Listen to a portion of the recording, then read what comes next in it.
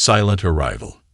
In the 53rd cycle of the Galactic Consortium's expansion era, alarm bells rang across the Frontier Observation Network. For the first time in 3 centuries, something impossible appeared at the edge of regulated space: a human vessel. Senior Monitor Zelkrav leaned forward at his station, 6 appendages moving in perfect coordination across the luminescent control panels. His species, the Vrian, had served as the Consortium's primary detection specialists for generations, their multifaceted eyes capable of processing visual data at speeds unmatched by most sentient races. Verification complete, Zelkrav announced, voice vibrating through his speech chamber. Pattern matches archived records. Human design, Terran origin. The command center of Outpost Sigma 9 fell silent. Humans were supposed to be extinct, or at least that was the official position of the Consortium after the Great Severance. Their home system had been quarantined for over 200 years, and no transmissions had breached the isolation barrier in all that time. How is this possible? First Commander Tekka demanded, her scaled skin flaring blue with agitation. The quarantine field has never been breached. It wasn't breached, Zelkrav responded, 4 eyes fixed on the incoming data while the other 2 monitored the ship's approach vector. The vessel emerged from uncharted space, not from the quarantine zone. It must have been out here all this time. The dark ship moved with deliberate slowness, its hull absorbing rather than reflecting sensor suites. Where most vessels in the Consortium shimmered with energy fields and identification beacons, this one remained a shadow, a silhouette against the stars. Size estimate, 1.7 kilometers in length. Configuration matches archive designation, Dreadnought class. Weapons status, unknown. Unable to penetrate interior shielding. First Commander Tekka's color deepened to a worried indigo. Alert Central Command. Priority Alpha. Prepare evacuation protocols. Word spread quickly across the 17 major species of the Consortium. Emergency councils convened as ancient contingency plans were dusted off. Veterans of the diplomatic court who had specialized in pre-severance human relations were called out of retirement. Most importantly, Admiral Varrock of the Ascendancy Defense Fleet was summoned from the outer colonies. Admiral Varrock was among the few living Consortium members who had actually met humans before the severance. As his flagship approached Outpost Sigma 9, the ancient Caldraxian studied the visual feed of the human vessel with a mixture of dread and fascination. They always built their ships like predators, he observed to his aide-de-camp. Function over form, but with an unmistakable message in the design. The ship has made no aggressive movements. Admiral, his aide noted. It doesn't need to, Varrock replied. Its presence alone is the message. Varrock's memories of humans were complicated. Brilliant problem solvers, but dangerously unpredictable. Their civilization had advanced at an alarming rate compared to the careful, measured progress of Consortium species. While most races took millennia to move from planetary travel to interstellar capability, humans had made the leap in less than 2 centuries. And then there were the rumors about what happened before the severance, the technologies they had begun to develop, the lines they had crossed. The official records had been heavily redacted, but Varrock had seen enough to understand why the Consortium Council had been so eager to establish the quarantine. We're receiving a transmission request from Outpost Sigma 9, his communications officer reported. The human vessel has initiated contact. Varrock straightened his posture, the plates along his spine shifting into formal alignment. Accept. The view screen flickered, and for the first time in centuries, a human face appeared on a Consortium communication channel. The figure was female, with dark skin and silver-streaked hair pulled back in a tight configuration.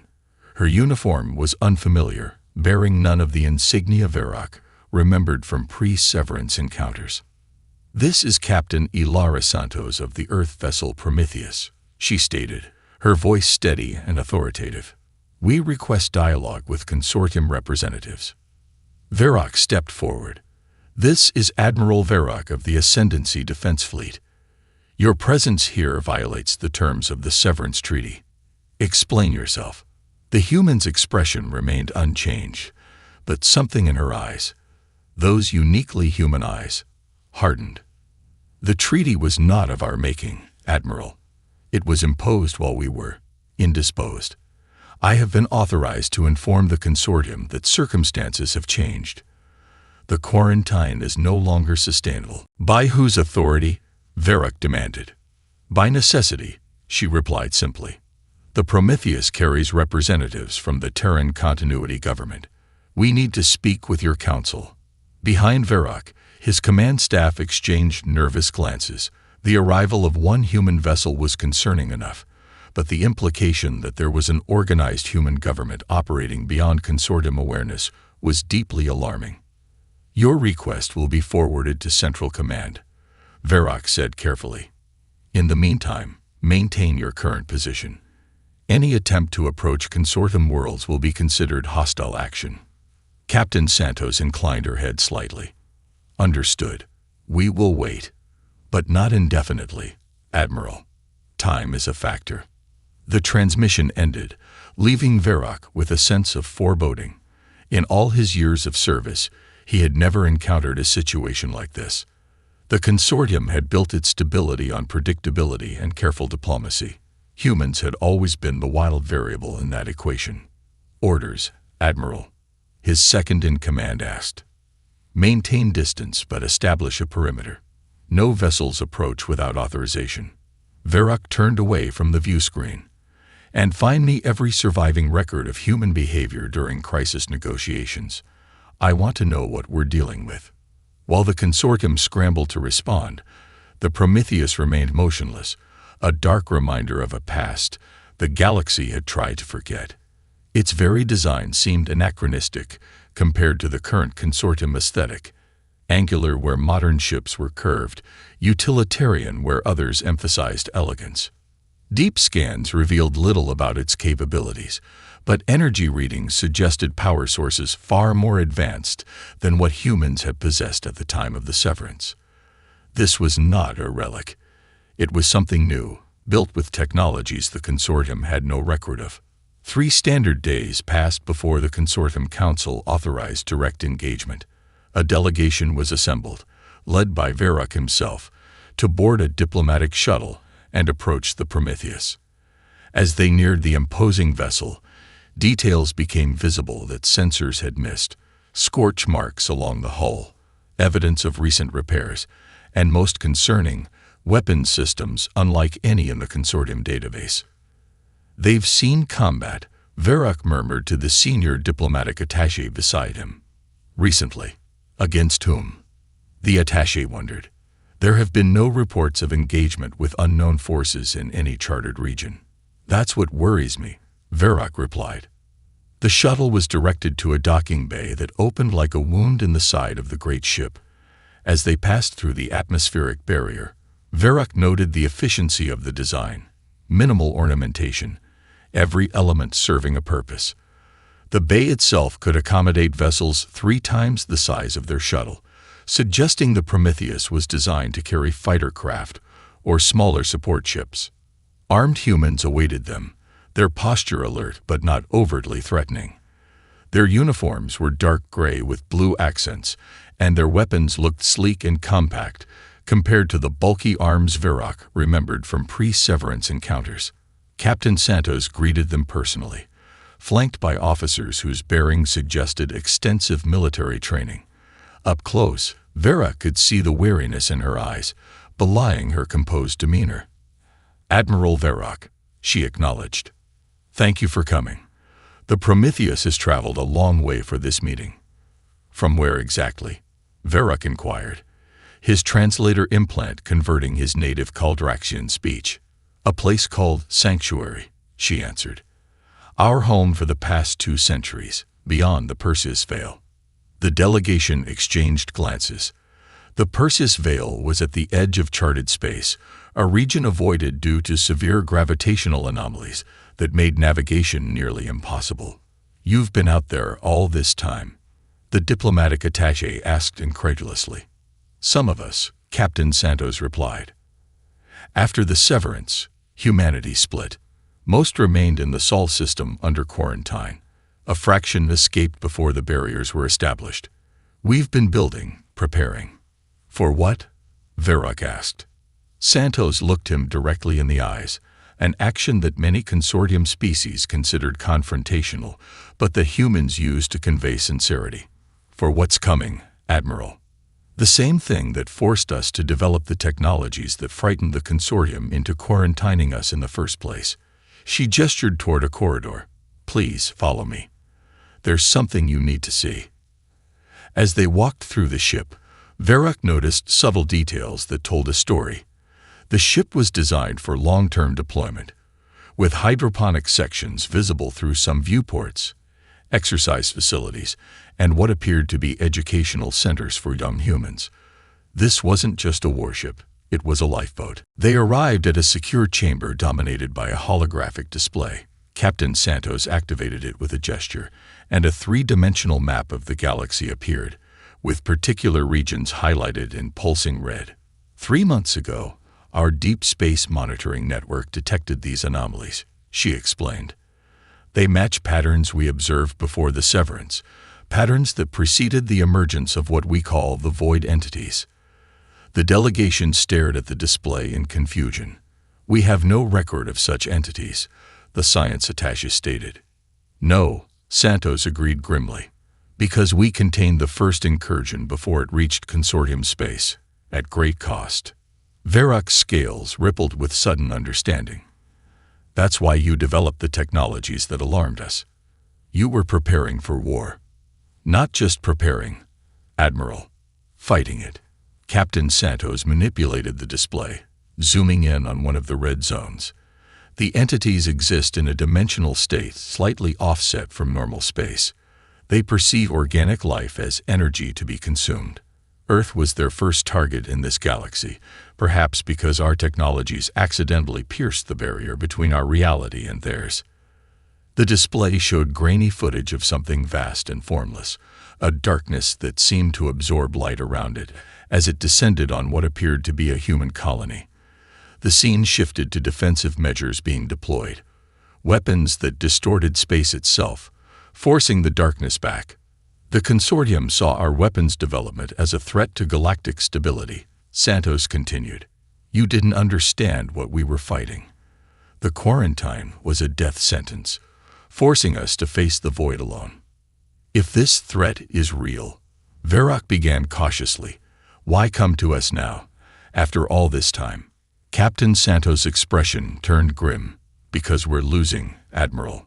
The void entities have adapted to our defenses.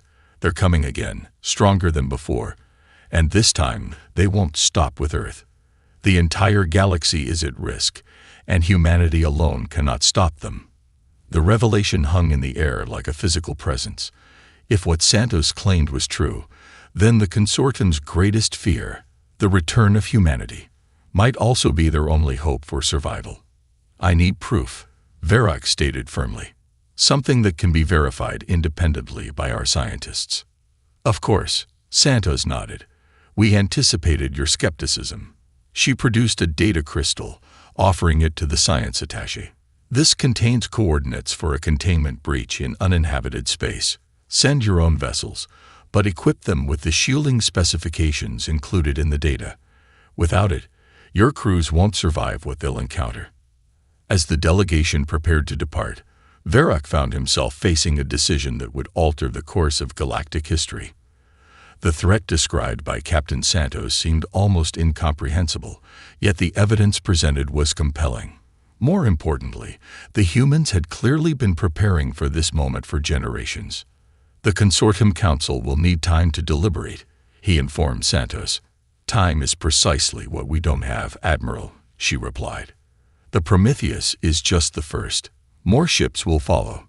Humanity is emerging from exile, with or without consortium approval.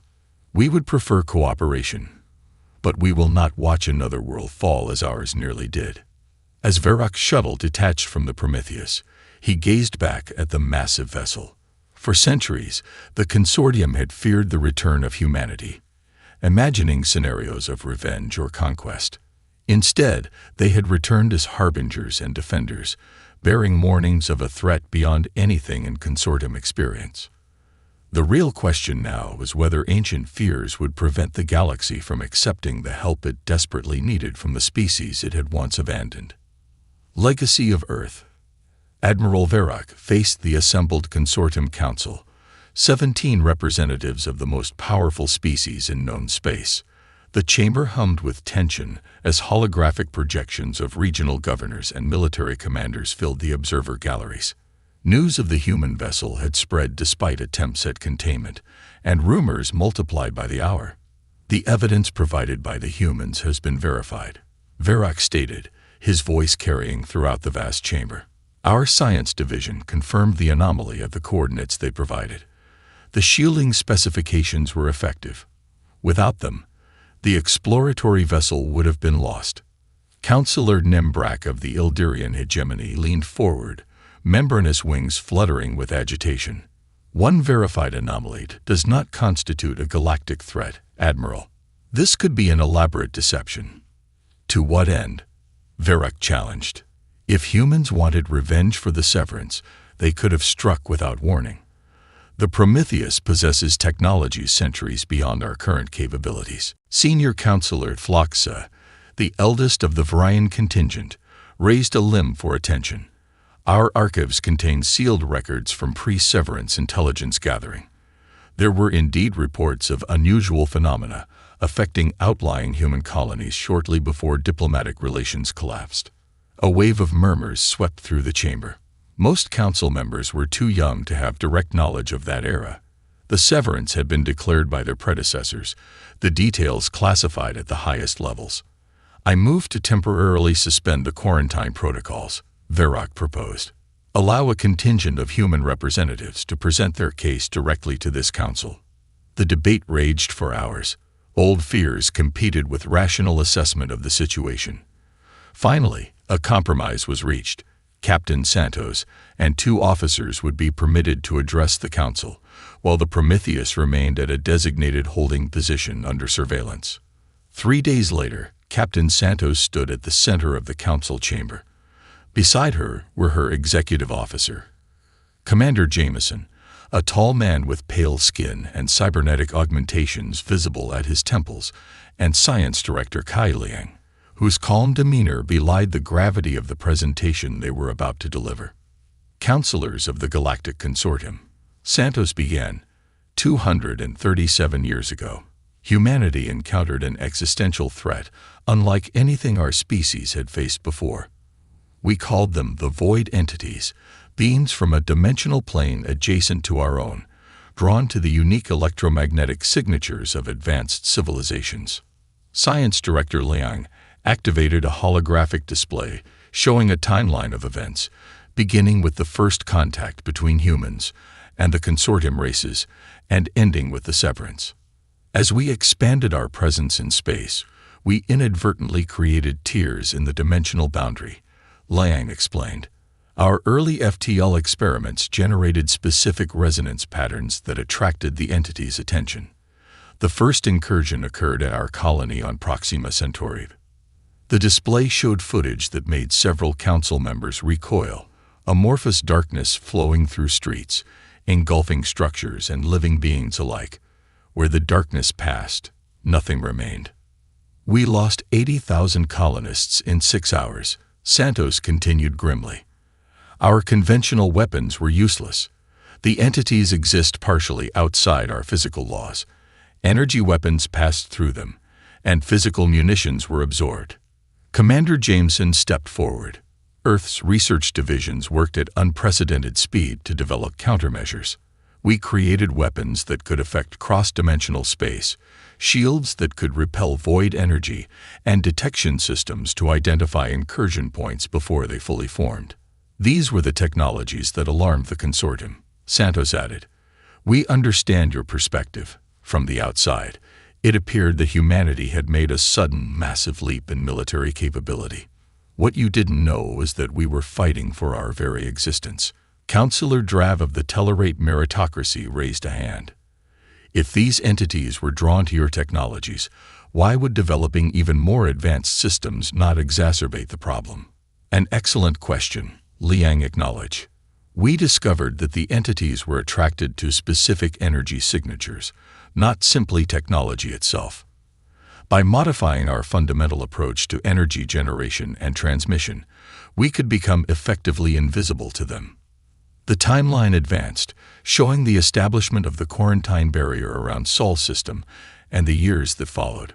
When the consortium imposed the severance, humanity was divided. Santos explained. Most remained in Sol system, continuing the fight behind the quarantine barrier. But some of us, descendants of outer colony evacuees, established sanctuary beyond the Perseus Veil, where natural gravitational distortions helped mask our presence. For 2 centuries, both branches of humanity have held the line, Commander Jameson continued. Earth itself developed the Aegis Network, a planetary shield system that has successfully repelled 17 major incursions. At Sanctuary, we focused on understanding the entity's nature and origins. And now, Senior Counselor Flock Siv inquired. Captain Santos' expression darkened. Now the entities have evolved. 3 months ago, they'd breached Earth's Aegis network for the first time, targeting our primary research facility in the Antarctic region. The attack pattern was different, more focused, almost strategic. They're learning. Science Director Liang manipulated the display, revealing a galactic map with spreading patterns of red. Our models predict that within 1 standard year, incursion events will begin in consortium space. Within 5 years, they will reach the core worlds. The quarantine didn't protect you. It only bought time. The council chamber fell silent as the implications sank in. Admiral Varrock studied the faces around him, noting the shift from skepticism to dread. What do you propose? Councillor Nembrak finally asked, earlier hostility replaced by reluctant attention. Alliance, Santos stated simply. Humanity has the experience and technology to combat the void entities, but we lack the resources and industrial capacity to shield an entire galaxy. The consortium has those resources, but lacks the specific knowledge needed to survive what's coming. Commander Jameson activated a new display showing schematics for defensive systems. We're prepared to share our void shield technology, dimensional stabilizers, and early warning networks.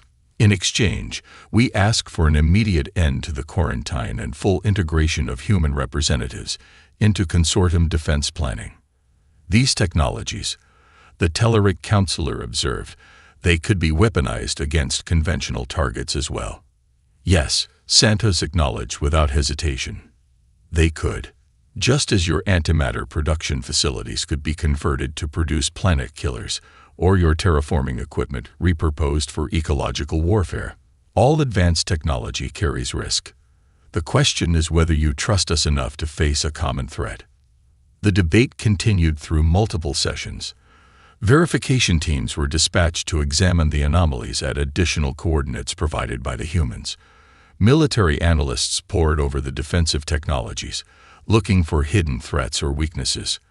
Through it all, the Prometheus remained in its designated holding position, a constant reminder of humanity's return. 2 weeks after the initial presentation, Captain Santos and her officers were summoned back to the council chamber for the final decision. The Consortium Council has reached a consensus, Senior Counselor Floxa announced. The evidence presented regarding the void entities has been deemed credible. The immediate threat they pose outweighs historical concerns regarding human technological development. A visible wave of relief passed over the human delegation. The severance treaty is hereby suspended, pending a full review. Earth representatives will be invited to participate in a joint defense initiative, with Admiral Varrock serving as liaison between consortium and human forces. As formal diplomatic channels were established between the consortium and both Earth and Sanctuary, Admiral Varrock found himself working closely with Captain Santos to coordinate the massive undertaking of galaxy-wide defense preparations. The Prometheus became the center of an expanding fleet as more human vessels emerged from beyond the Perseus Veil, each bringing specialists and technologies developed during their long exile. I still don't fully understand, Varrock admitted during a private meeting with Santos in his flagship's observation lounge. Why didn't humanity attempt to break the quarantine earlier? Your ships could have overcome our defenses. Santos gazed out at the stars, her reflection in the viewport looking momentarily distant. Breaking out was never the problem. Admiral, the quarantine actually helped contain the void entity's focus on Earth. We feared that by disrupting it, we might unleash them across the galaxy before we were ready. And you're ready now. No, she said honestly. But we're out of alternatives. The entities are evolving too quickly. Either we stand together, or we fall one by one. The first test of the Alliance came sooner than expected. A minor colony world in the Forzen system, far from the main consortium territories, reported unusual energy fluctuations. By the time the alert reached command channels, communications had already been lost with the colony's 15,000 inhabitants. A joint task force was assembled, with the Prometheus leading 3 consortium cruisers equipped with human-designed shielding. As they approached Forzen IV, sensors detected the telltale signs of a massive void incursion. Reality itself seemed to warp around the planet, light bending in impossible ways. It's worse than we anticipated, Captain Santos observed from the Prometheus's command center. The incursion is fully mature. Admiral Varrock, temporarily stationed aboard the human vessel, studied the tactical display with mounting concern. Can it be contained? Yes, but conventional evacuation is impossible. Anyone still alive on that surface is already doomed. Santos turned to her weapons officer. Prepare dimensional anchors. Full deployment pattern. The Prometheus launched a series of specialized satellites that took up positions around the planet. Once in place, they began emitting synchronized energy pulses that visibly affected the distortion field. The anchors stabilize local spacetime, Santos explained to Varrock. They won't save the planet, but they'll prevent the incursion from spreading to neighboring systems. And the colony? Varrock asked quietly. Santos' expression was grim. We contain, then we cauterize. Once the dimensional boundary is stabilized, we'll deploy a nova charge to collapse the incursion point. The planet will be destroyed, but the entity will be forced back to its own dimension. Varrock felt a chill despite the regulated temperature of the command center. The casual way Santos described the destruction of an entire world spoke volumes about what humanity had endured in its long war. There must be another option, he insisted. Commander Jameson, who had been monitoring communication channels, suddenly straightened. Captain, we're receiving a signal from the surface. Faint, but definitely colonial emergency protocols. Santos and Varrock exchanged shocked glances. Survivors? Varrock asked. Impossible, Santos murmured. No one survives direct contact with the entities. The signal is coming from a deep mining complex, Jameson reported. Heavy shielding, possibly natural mineral deposits that the entities can't easily penetrate. How many? Santos demanded. Signal indicates approximately 2,000 colonists sheltering in the facility. Captain Santos faced a tactical nightmare.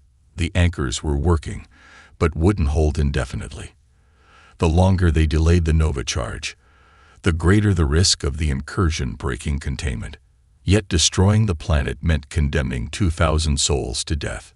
To Varrock's surprise, Santos didn't hesitate. Reconfigure the anchors to create a stable corridor to the mining complex. Prepare evacuation shuttles with enhanced shielding. Captain, her tactical officer protested. Standard protocol calls for immediate neutralization. The risk is mine to take, Lieutenant. Santos cut him off. We don't sacrifice the few to save the many, not when we have a choice.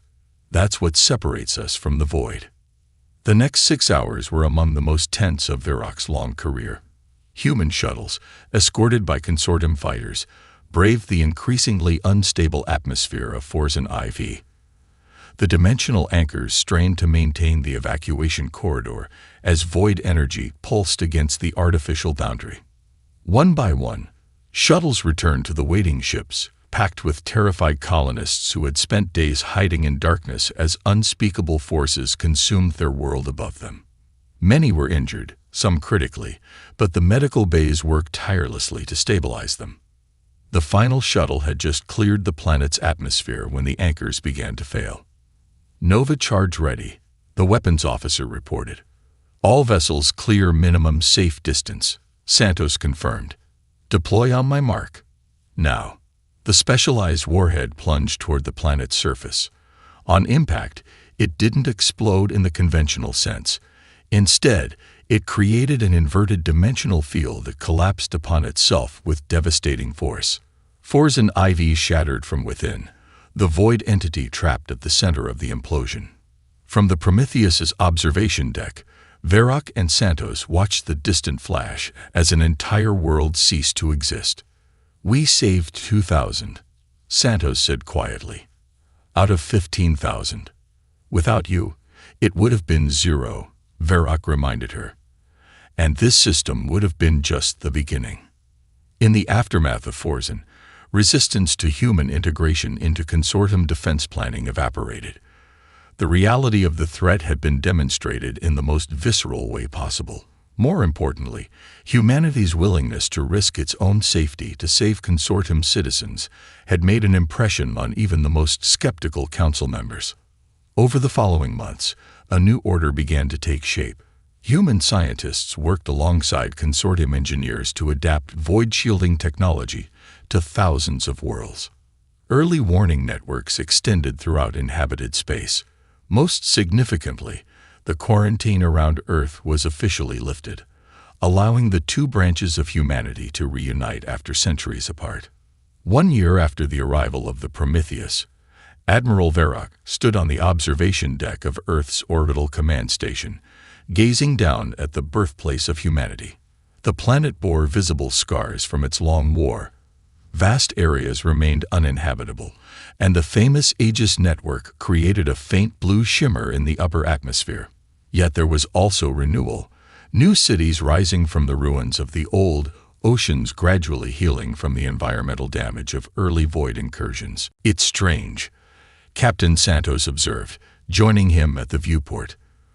"For centuries, we feared the consortium would finish what the void entities started, the complete extinction of humanity. And you feared we would one day emerge from quarantine seeking revenge. Instead, we need each other to survive," Varrock concluded. "Perhaps that's the universe's way of teaching wisdom to proud species." Santos smiled slightly. "My ancestor kept a journal during the first incursion. She wrote that the greatest threat wasn't the entities themselves, but the isolation they created, the feeling that humanity faced the darkness alone. Beyond Earth, the combined fleet of human and consortium vessels maintained their vigilant watch. The void incursions continued, but now each one was met with coordinated response, each attack adding to their collective understanding of the enemy. In the end, humanity's return hadn't heralded destruction, as the consortium had feared for centuries. Instead, it had brought something unexpected, hope in the face of a darkness that threatened all life everywhere. The lone human warship that had entered Imperial space hadn't come as a conqueror, but as the vanguard of salvation. And the Empire, in its terror, had nearly rejected the very help it most desperately needed. First contact surprise.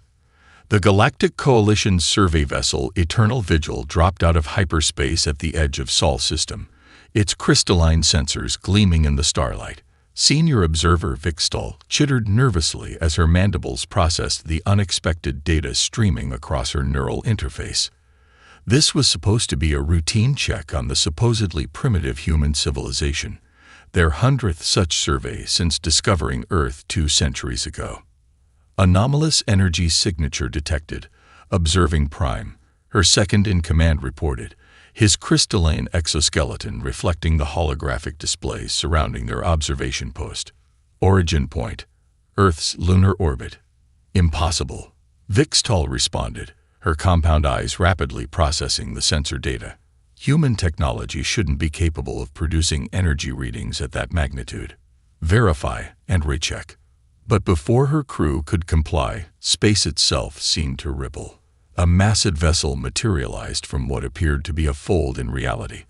a technological feat that should have been far beyond human capabilities. The ship was enormous, easily dwarfing their survey vessel. Its hull bore markings unlike anything in Coalition records, combining smooth organic curves with angular geometric patterns that pulsed with internal energy. By the first light, Vixtal whispered, her species equivalent of a prayer. What have they built?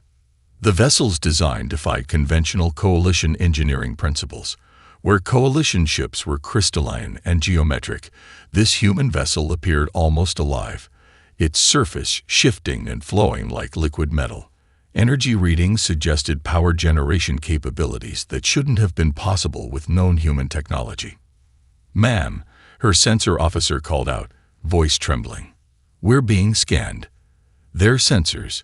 They're penetrating our stealth fields as if they weren't even there."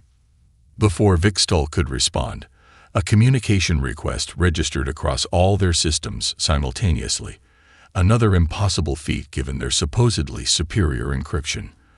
A human voice, surprisingly calm and authoritative, filled their command center.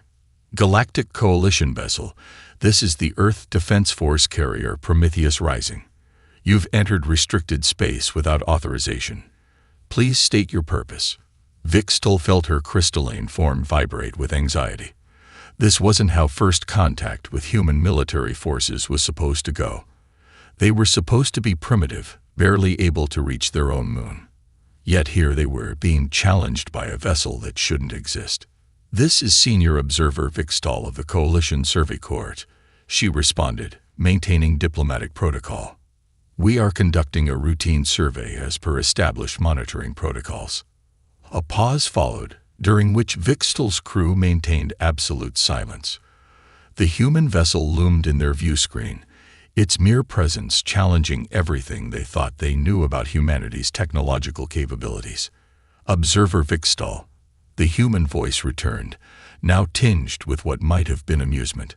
"Your established protocols were tolerated when we were finding our feet in space. However, circumstances have changed. Earth is no longer accepting unannounced surveillance of our territory." Vixtal's second-in-command transmitted a private message through their neural network. "They can't be serious. They're centuries behind us technologically. Or were they?" The Prometheus Rising shifted position, executing a maneuver that their sensors barely registered before it was complete. The movement demonstrated propulsion technology far beyond what humans should possess. "We will provide you with updated diplomatic channels for future contact," the human continued. "For now, please accept this data package and withdraw beyond the Kuiper Belt. This space is now under Earth jurisdiction." Data flooded their systems, not forced through their firewalls, but somehow already present, as if it had always been there. The implications were staggering. Either humans had developed impossible technological capabilities, or they had discovered something that had given them access to advanced technology. As the Eternal Vigil prepared to withdraw, Vixtal couldn't shake the feeling that the galaxy was about to change dramatically.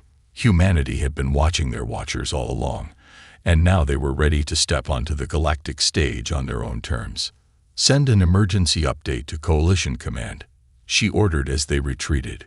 "Priority Ultra. The humans. They're not what we thought they were. They never were." As they accelerated away from Earth, the Prometheus Rising vanished as mysteriously as it had appeared, leaving behind only questions and the dawning realization that the galaxy's power structure was about to be irrevocably altered. Coalition Command would need to be informed immediately. Humanity hadn't just caught up to galactic civilization. They might have surpassed it. And no one, not even the eldest races of the Coalition, knew how they had done it. Legacy of the Deep. Dr. Sarah Chen stood at the viewport of the Mariana Research Station, 13 kilometers beneath the Pacific Ocean's surface. The reinforced transparent aluminum windows looked out into the absolute darkness of the Hadal Zone, occasionally illuminated by the bioluminescent creatures that called these depths home. But she wasn't here to study the local wildlife. "Mapping scan complete, Doctor," reported Lieutenant James Rodriguez from his station. "The structure extends another 2 kilometers into the sediment. It's bigger than we initially thought." The holographic display sprang to life in the center of the command center, showing a massive geometric structure buried beneath the ocean floor. Its angular lines and perfect symmetry made it clear this was no natural formation. What they'd discovered here 3 years ago had changed everything. And the galaxy still didn't know. Temperature readings are still stable. Anna Patel, their chief engineer, called out. The structure's power source remains active. If our translations are correct, it's been running continuously for at least 50,000 years. Sarah remembered the day they'd first detected the anomaly. What had started as a routine deep-sea geological survey had turned into the most important discovery in human history. The structure, they called it the Nexus, was a repository of advanced technology left behind by a civilization that had vanished long before humans first walked upright. New data coming in from Chamber 7, Rodriguez announced. The quantum processors are finally making sense of the latest database segment. You'll want to see this, Doctor. Sarah moved to his station, her eyes widening as she read the data.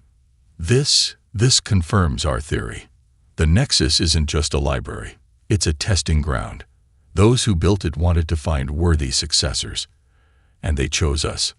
Anna asked, voicing the question that had puzzled them all since they'd first managed to access the Nexus's systems. Not exactly, Sarah replied, studying the complex strings of alien code. They created a challenge. Only species with the right combination of attributes would be able to not just find the Nexus, but understand and utilize its knowledge. The depth, the pressure, the complex security systems, they're all part of the test. The room fell silent as the implications sank in. Humanity hadn't been chosen. They had proven themselves worthy through their own determination and ingenuity. The Prometheus Rising, now in lunar orbit, was just the first implementation of what they'd learned. Message from Surface Command. Lieutenant Rodriguez interrupted. The Coalition survey ship has left the system, but there's more. Long-range sensors are detecting increased activity at known Coalition waypoints. They're mobilizing. Sarah nodded, unsurprised. They were bound to notice eventually. The question was always whether we'd be ready when they did. She turned to face her team. Initiate Protocol Omega. It's time to wake up the rest of the Nexus. Deep beneath them, ancient machinery hummed to life. The structure's outer layers began to shift, reconfiguring themselves according to patterns programmed eons ago. What the Coalition had seen was just the beginning. The Nexus contained knowledge that would revolutionize their understanding of physics, space, and reality itself. Doctor, Anna called out, her voice tense. The quantum core is responding to the activation sequence. Energy readings are, well, they're beyond anything we've seen before. The builders left us more than just technology. They left us a power source that could reshape the galaxy. Sarah watched as new data streamed across her displays. The Nexus's builders had been thorough. They hadn't just left advanced technology. They'd created a comprehensive program to guide a worthy civilization toward its full potential. Humanity had passed their first test by finding and accessing the Nexus. Now came the real challenge, proving they could handle its power responsibly. Send word to the Prometheus, she ordered. Tell them to prepare for Phase 2. The Coalition needs to understand that we're not just another primitive species they can monitor and control. We're the inheritors of something far greater than they could imagine. As if in response to her words, the Nexus pulsed with energy. In orbit, the Prometheus Rising systems began to evolve, incorporating new patterns and capabilities that had laid dormant in its design. Across Earth, similar facilities hidden in other deep ocean trenches stirred to life, each containing different pieces of the legacy left for humanity to find. Multiple contacts at the system's edge, Rodriguez reported. Coalition signatures. Looks like they're sending more than just survey ships this time. Sarah smiled. The builders of the Nexus had predicted this too. Humanity's emergence as a galactic power would not go unchallenged. But that was part of the test, not just discovering the technology, but proving they had the wisdom to use it properly. "Let them come," she said quietly. "It's time the galaxy understood that humanity isn't just reaching for the stars anymore. We're ready to take our place among them, whether they're ready for us or not." Deep in the darkness of the ocean, the Nexus continued its ancient work, preparing humanity for what was to come. The builders had waited millennia for a species that could pass their tests. Now, finally, their patience had been rewarded. Humanity stood on the brink of a new era, armed with knowledge that would change the course of galactic history forever. Coalition's Gambit. The Grand Assembly Chamber of the Galactic Coalition hummed with tension as High Counselor Zexrid watched the holographic replay for the 12th time. The Prometheus Rising materialized, performed its impossible maneuver, and vanished again. Each viewing only deepened the sense of unease among the gathered representatives. "This cannot stand," growled Ambassador Thor of the Militant Worlds, his scaled hide reflecting the chamber's crystalline lights. A species barely out of their gravity well, suddenly wielding technology that rivals our most advanced achievements. They must be contained. Zexrid raised a limb for silence, her iridescent exoskeleton shifting colors to indicate deep thought. Contained. They penetrated our best stealth systems as if they were transparent. They transmitted data through our most sophisticated firewalls. "Tell me, Ambassador, how exactly do you propose to contain such power?"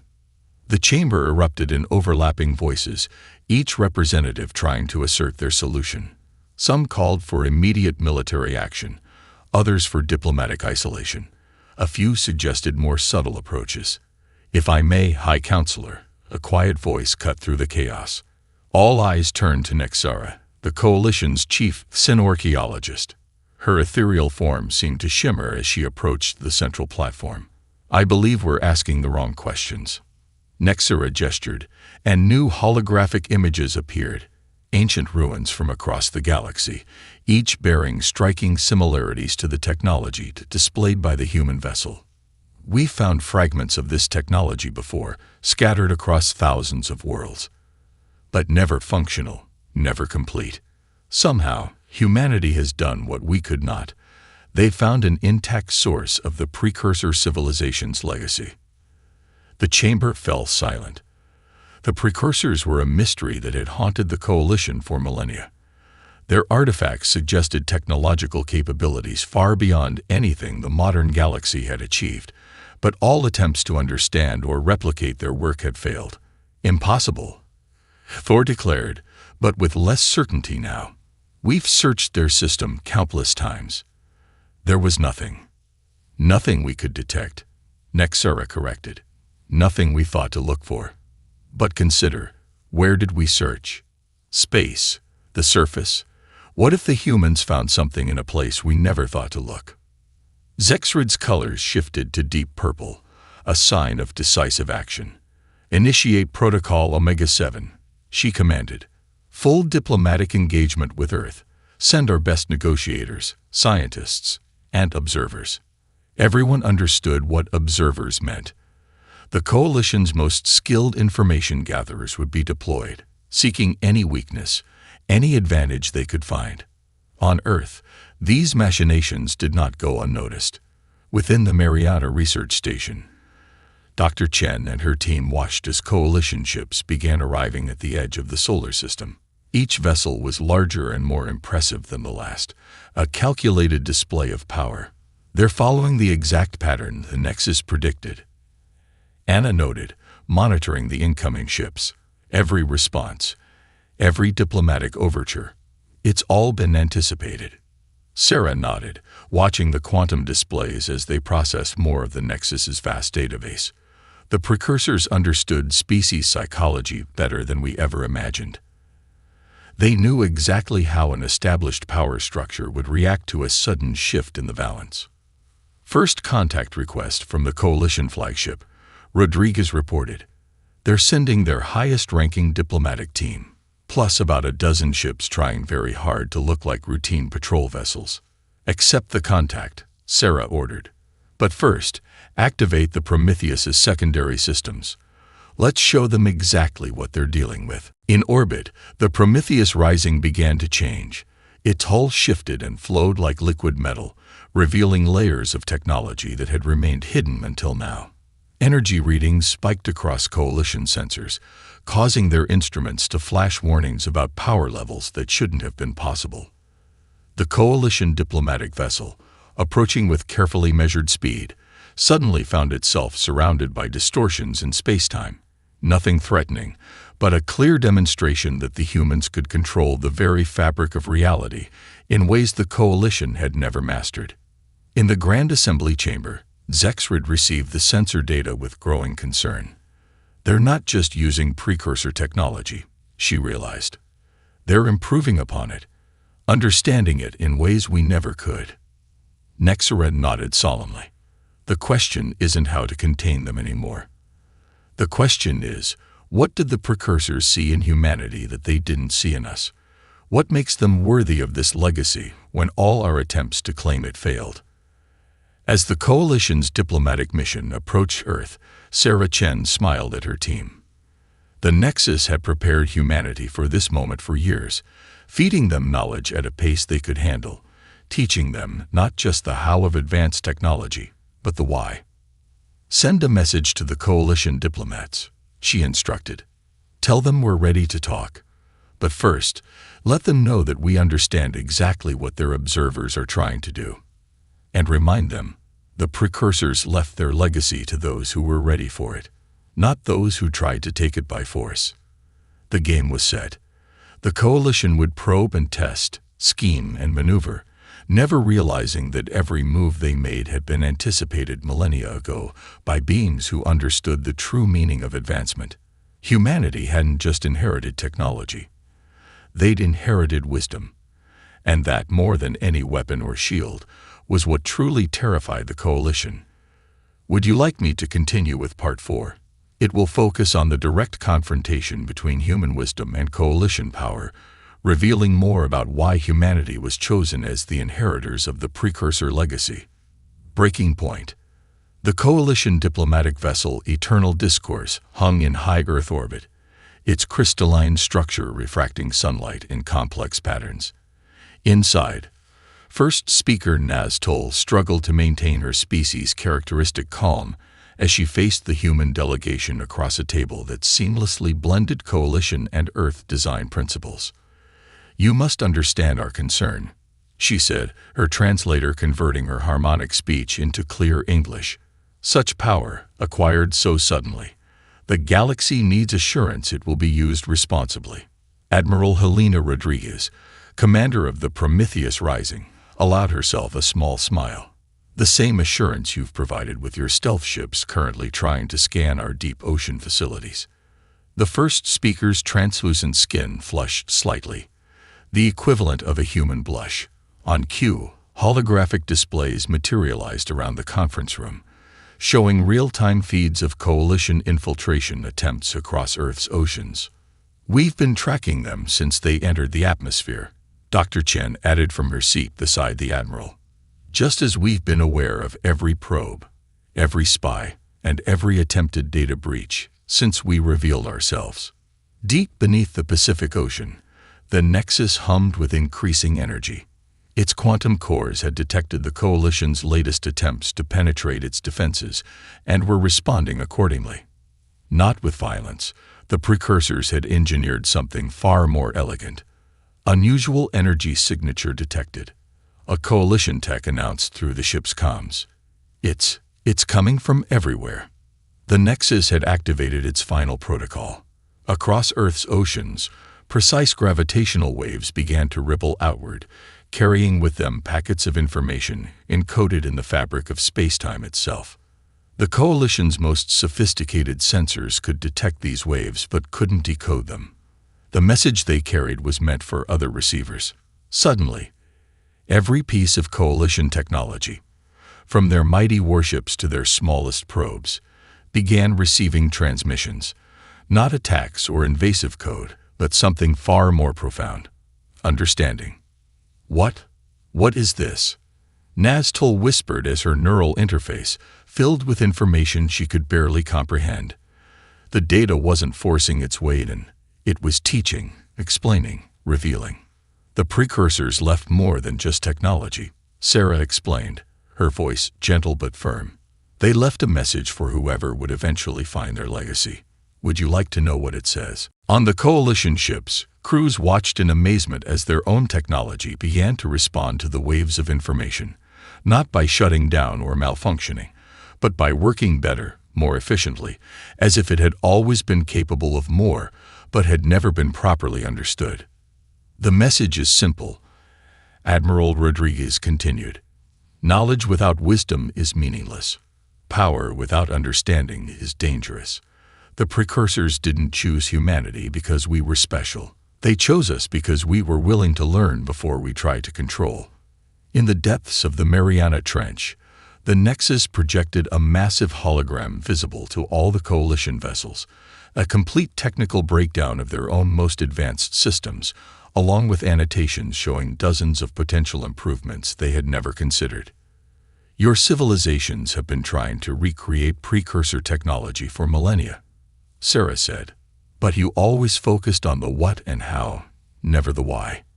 You saw their artifacts as weapons to be controlled, power to be harnessed. We saw them as lessons to be learned.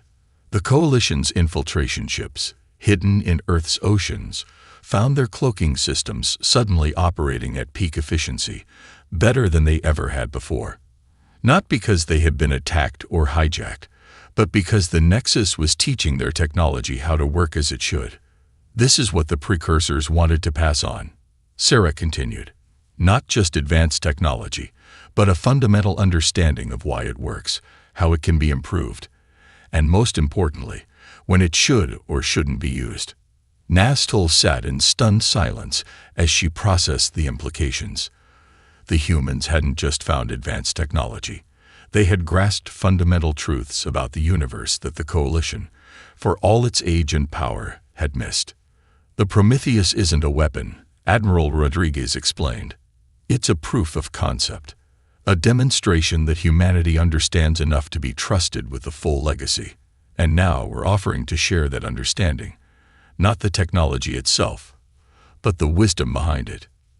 The quantum cores of the Nexus pulsed one final time, sending out a wave that caused every piece of technology in Earth orbit to briefly operate at its theoretical peak potential, not as a threat, but as a promise of what could be achieved through genuine understanding.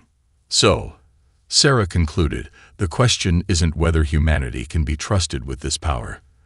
The question is, can the Coalition be trusted to learn from its mistakes? Are you ready to understand rather than control? To learn rather than dominate? In orbit above Earth, Coalition ships hung motionless as their crews grappled with what they had just experienced. They had come expecting to find a threat to contain. Instead, they had found a mirror reflecting their own limitations and a path to moving beyond them. Would you like me to continue with the final part? It will bring resolution to the conflict and show how this revelation changes the galaxy's future. New understanding. 6 months after the confrontation in Earth orbit, the Grand Assembly Chamber of the Galactic Coalition had been transformed.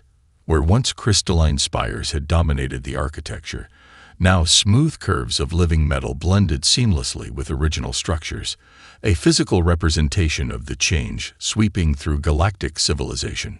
High Counselor Zexrid stood before the assembled representatives, her exoskeleton now shimmering with patterns that would have been impossible before the integration of precursor understanding into Coalition technology. But the most significant changes weren't physical. They were philosophical. The first graduating class of the Joint Understanding Initiative has completed their training, she announced, gesturing to a group of Coalition scientists working alongside human instructors. For the first time in our history, we're not just using advanced technology. We're truly understanding it. The chamber's holographic displays showed scenes from across the galaxy. Coalition ships, now enhanced with properly understood precursor principles, flying alongside human vessels. Research stations where multiple species work together to explore the depths of physics and reality. But most importantly, they showed new sites being discovered, more precursor repositories, hidden in places no one had thought to look before. They're everywhere. Dr. Sarah Chen explained, now serving as Earth's ambassador to the coalition.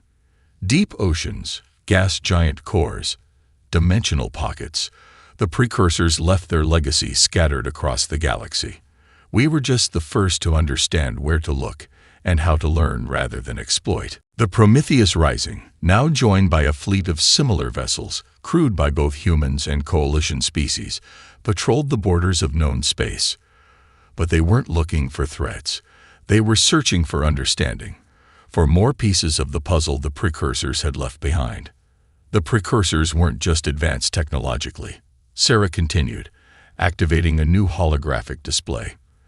They had achieved something far more significant, a perfect balance between progress and wisdom. They didn't vanish or go extinct, as we originally thought. They evolved beyond the need for physical form, but not before ensuring their knowledge would pass to those ready to understand it. In the depths of Earth's oceans, the Nexus continued its work, but now it was joined by similar facilities discovered on other worlds. Each contained different pieces of the precursor's legacy, each waiting for the right combination of curiosity and wisdom to unlock its secrets. Admiral Rodriguez, speaking from the Prometheus's command deck, addressed the assembly. We've discovered that the precursor's technology isn't just about manipulating energy or matter. It's about understanding the fundamental connections between consciousness, reality, and possibility. Every discovery leads to new questions, new opportunities for growth. The Coalition's former military vessels, once poised to contain humanity, had been repurposed. Their weapons systems, understood properly for the first time, now served as tools for exploration and discovery. The very concept of military power had been transformed by the revelation that true strength lay in understanding, not dominance. But the greatest discovery, Zexrid concluded, wasn't in the technology at all. It was in learning why the precursors chose to leave their legacy this way. They didn't want successors who would simply inherit their power. They wanted cultures that would understand the responsibility that comes with it. As if in response to her words, the Nexus and its sister facilities across the galaxy activated simultaneously. New data streamed into the combined coalition human network, not weapons or power sources, but deeper understanding of reality itself. The precursors had left breadcrumbs leading to something far greater than mere technological supremacy. This is just the beginning, Sarah said, her eyes bright with the promise of discovery. The precursors left us a roadmap not just to their level of advancement, but beyond it. They wanted us to surpass them, to take their understanding and build upon it. But first, we had to prove we were ready. The assembly chamber filled with a soft light as the latest transmission from the combined precursor networks coalesced into a new form, a message written in the quantum fabric of reality itself. It wasn't just meant for humans or the coalition, but for all species ready to take the next step in cosmic evolution. We are ready now, Admiral Rodriguez declared. Not because we have power, but because we finally understand why it was given to us. The galaxy isn't a place to be conquered or controlled. It's a mystery to be understood, a puzzle the precursors left for us to solve together. As the message decoded itself, revealing new layers of understanding about the nature of existence, the assembled representatives of humanity and the coalition watched in shared wonder. They had moved beyond their old rivalries and fears, united in the pursuit of something greater than power, the pursuit of understanding. The Prometheus Rising sailed through the stars, no longer a symbol of human advancement, but a testament to what could be achieved when wisdom and technology evolved together. The galaxy had entered a new age, not one of conflict or domination, but of discovery and growth. The precursors' true legacy wasn't the technology they left behind, but the lesson that had come with it. True power lies not in what you can do, but in understanding why you should do it. This wasn't an ending, but a beginning. Humanity and the coalition had taken their first steps on a path that would lead them to heights the precursors themselves had only dreamed of. The stars beckoned, filled with new mysteries to understand, new truths to discover, and new ways to grow together.